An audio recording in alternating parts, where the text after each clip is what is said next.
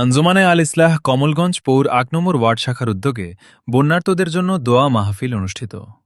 বাংলাদেশ আঞ্জুমানে আল ইসলাহ কমলগঞ্জ পৌর ৮ নম্বর ওয়ার্ড শাখার উদ্যোগে দেশের বিভিন্ন অঞ্চলে ভয়াবহ বন্যায় ক্ষতিগ্রস্ত মানুষের কল্যাণ, নিরাপত্তা এবং দ্রুত বন্যা পরিস্থিতির উন্নতি কামনায় এক দোয়া মাহফিল অনুষ্ঠিত হয়েছে।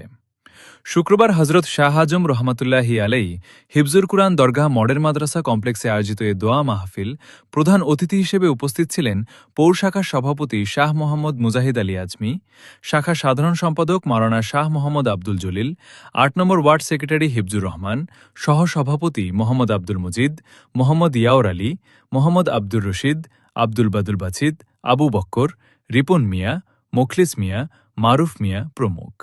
স্থানীয় আলেমুলামা, সংগঠনের নেতৃবৃন্দ ও ধর্মপ্রাণ মুসল্লিরা উপস্থিত ছিলেন।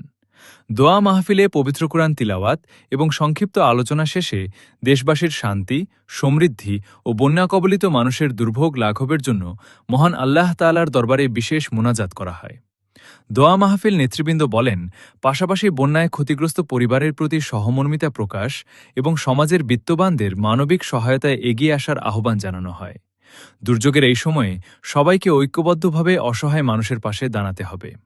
মহান আল্লাহ তাআলা যেন বন্যা কবলিত মানুষের কষ্ট দূর করেন।